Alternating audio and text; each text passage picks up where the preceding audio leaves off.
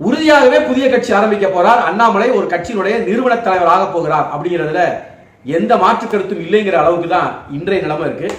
இன்னும் ஒருபடி மேல சொல்லணும்னா தமிழக மக்கள் கழகம் இல்லை என்றால் தமிழக மக்கள் கட்சி அப்படின்னு பெயர் கூட சூட்டப்பட்டதா தெரியுது.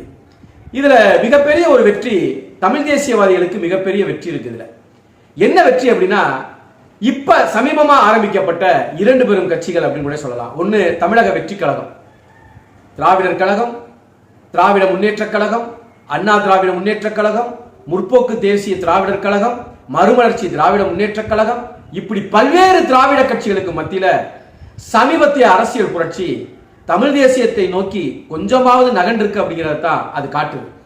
ஏன்னா விஜய் ஆரம்பிச்சது தமிழக வெற்றி கழகம், இப்ப அண்ணாமலை ஆரம்பிக்க போறது தமிழக மக்கள் கழகமா அல்லது தமிழக மக்கள் கட்சியா, கழகமா கட்சியாங்கிறது தான் அதுலயும் கூட முன்பின் இருக்கே தவிர தமிழக அப்படிங்கிறதுல மாற்று கருத்தே இல்லை.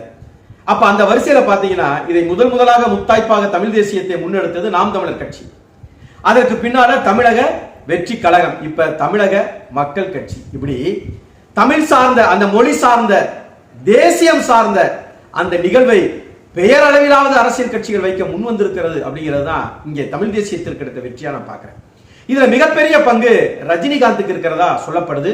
எந்த அளவிற்கு உண்மை என்பது தெரியல. ஆனால் கிட்டத்தட்ட நெருங்கி பார்க்கும்போது ரஜினியுடைய பங்கு அண்ணாமலையுடைய கட்சியில இருக்கும் அப்படிங்கிறது தான் நமக்கு தெரிய வருது. எதனால அப்படின்னா சமீப காலமாக விஜய்க்கும் ரஜினிக்குமான அந்த உட்பூசல் நமக்கு எல்லாருக்குமே தெரியும். அந்த உட்பூசலுடைய வெளிப்பாடாக சமீபத்தில் கூட ரஜினியை ஆதவ அர்ஜுனா உரசி பார்த்தாரு. அப்ப ரஜினி கூட ஒரு ஸ்டேட்மெண்ட் கொடுத்தாரு, காலம் காத்திருந்து பதில் சொல்லும் அப்படின்னு. ஆனால் அவர் எதிர்பார்த்த அந்த பதில் காலம் கொடுக்காம வேற ஒரு மிகப்பெரிய எதிர்வினையான பதிலை ரஜினிகாந்த் கொடுத்துருச்சு.